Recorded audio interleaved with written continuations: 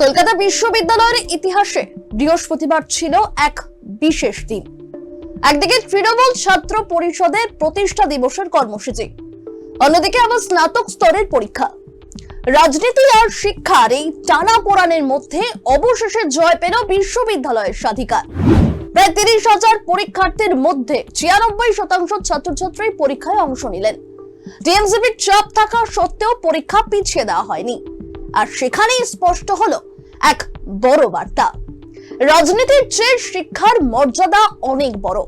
ভারপ্রাপ্ত উপাচার্য বলেন যে প্রথম থেকেই টিএমসিপির প্রতিষ্ঠা দিবসে পরীক্ষা রাখা যাবে না বলে যে চাপ সৃষ্টি করা হয়েছিল, এই চাপের কাছে মাথা নোয়ানোর প্রশ্ন ওঠে না।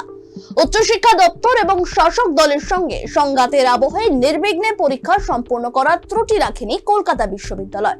তাই এই জয় শিক্ষার জয়।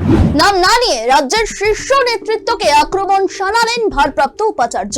কাল টিএমসিপির প্রতিষ্ঠা দিবসের সভা মঞ্চ থেকে বাংলার ঐতিহ্য, সংস্কৃতি, আবেগ নিয়ে অর্থাৎ আবারও বাঙালি অস্মিতার শান দিয়েছেন মুখ্যমন্ত্রী মমতা বন্দ্যোপাধ্যায়।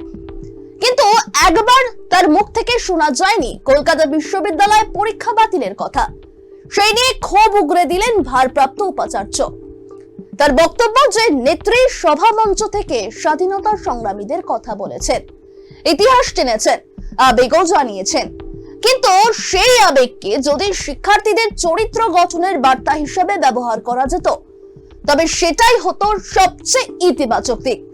বিশ্ববিদ্যালয়ের গেটে দাঁড়িয়ে যখন উপাচার্যকে অপমানজনক ভাষায় আক্রমণ করা হচ্ছিল, তখন সভা মঞ্চ থেকে বলা যেত এটা একেবারে গ্রহণযোগ্য নয়। কিন্তু সেই প্রত্যাশিত বার্তা আসেনি। উপাচার্যের খুব স্পষ্ট যে শিক্ষার মঞ্চে রাজনীতির চেয়েও বড় হওয়া উচিত নীতি এবং মূল্যবোধ। একদিকে যখন স্নাতকের পরীক্ষা চলছিল, অন্যদিকে কলেজ প্রাঙ্গণে তৃণমূল ছাত্র পরিষদ সদস্যদের হাতে তুলে দেওয়া হয় হলুদ উত্তরীয় টি শার্ট এবং পাঞ্জাবি। শুধু তাই নয়, বিতরিত যে পোশাক, সেই বিতরণ হওয়া পোশাকগুলিতে স্পষ্ট ছিল জয় বাংলা লেখা লোগো। সেই লোগোতে শোভা পাচ্ছিল দলের দুই শীর্ষ নেতার ছবি। সবচেয়ে বড় বিতর্ক তৈরি হচ্ছে অধ্যক্ষকে ঘিরে। অভিযোগ যে কলেজ অধ্যক্ষ নিজেও সেই পোশাক পরে কর্মসূচিতে অংশ নেয়, ফলে নিরপেক্ষ শিক্ষাঙ্গনে সরাসরি রাজনীতির প্রবেশ ঠিক কিভাবে ঘটলো অভিযোগ তুলছে বিশ্ববিদ্যালয়ের একাংশ। অবশ্য অধ্যক্ষ দিয়েছেন যে এটা কোনো রাজনৈতিক কর্মসূচি নয়, বরং ছাত্রদের অনুরোধেই তিনি পোশাক বিতরণ করছিলেন। কলকাতা বিশ্ববিদ্যালয়ের উপাচার্য শান্তা দত্তদের বক্তব্যে স্পষ্ট যে শিক্ষা প্রতিষ্ঠানের সিদ্ধান্ত রাজনৈতিক চাপের কাছে কখনোই মাথা নোয়াবে না। সিন্ডিকেটই হলো বিশ্ববিদ্যালয়ের সর্বোচ্চ সিদ্ধান্ত গ্রহণের ক্ষমতাসীন সংস্থা। তাই পরীক্ষার তারিখ হোক কিংবা অন্য কোনো একাডেমিক বিষয়, বাইরের চাপ রাজনৈতিক চাপ নয়, সিদ্ধান্ত আসবে বিশ্ববিদ্যালয়ের ভেতর থেকে। তার কণ্ঠে ছিল এতটাই দৃঢ়তা। এদিনের ঘটনা প্রমাণ করে দিল যে রাজনীতির প্রভাব থাকলেও শিক্ষাঙ্গন তার নিজস্ব মর্যাদা ও নীতি ধরে রাখতে সক্ষম। তার বার্তা স্পষ্ট, সঠিক এবং যৌক্তিক বিষয়ে বিশ্ববিদ্যালয়ের স্বাধীনতা হতে পারে, আর সেই পথে এগোনো উচিত। অন্যদিকে উপাচার্যের বক্তব্যের তীব্র বিরোধিতা করেছে তৃণমূল ছাত্র পরিষদ। সংগঠনের রাজ্য সভাপতি ত্রিনাঙ্কর ভট্টাচার্য তোপ দেখেছেন ভারপ্রাপ্ত উপাচার্যকে। অভিযোগ জানিয়েছেন যে রাজ্যপাল নিযুক্ত উপাচার্য আসলে কেন্দ্রের শাসক দলের ভাষায় কথা বলছেন এবং নিজের রাজনৈতিক স্বার্থ চরিতার্থ করার চেষ্টা করছেন। তার কটাক্ষ উপাচার্য নিজেই বলেছেন আর কতদিন দায়িত্বে থাকবেন জানেন না, তাই তার এই মন্তব্যের বিশেষ গুরুত্বই নেই।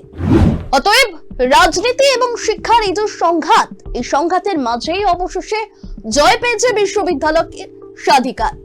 প্রায় 30,000 পরীক্ষার্থীর মধ্যে 96% পরীক্ষায় অংশগ্রহণ করার প্রমাণ হলো যে চাপ নয়, পড়াশোনায় তাদের কাছে অগ্রাধিকার পায়। ভারপ্রাপ্ত উপাচার্য শান্তা দত্তদের বার্তায় স্পষ্ট, রাজনৈতিক চাপে মাথা নোয়ানোর প্রশ্নই নেই। তিনি নাম না করে রাজ্যের শীর্ষ নেতৃত্বের ভূমিকা নিয়েও কিন্তু প্রশ্ন তোলেন এবং আক্ষেপ করেন যে শিক্ষার্থীদের চরিত্র গঠনের ইতিবাচক বার্তা সভা মঞ্চ থেকে দেওয়া হয়নি। এদিকে সুরেন্দ্রনাথ সান্ধ্য কলেজের টিএমসিপির পক্ষ থেকে পোশাক বিতরণকে কেন্দ্র করে তৈরি হয় বিতর্ক।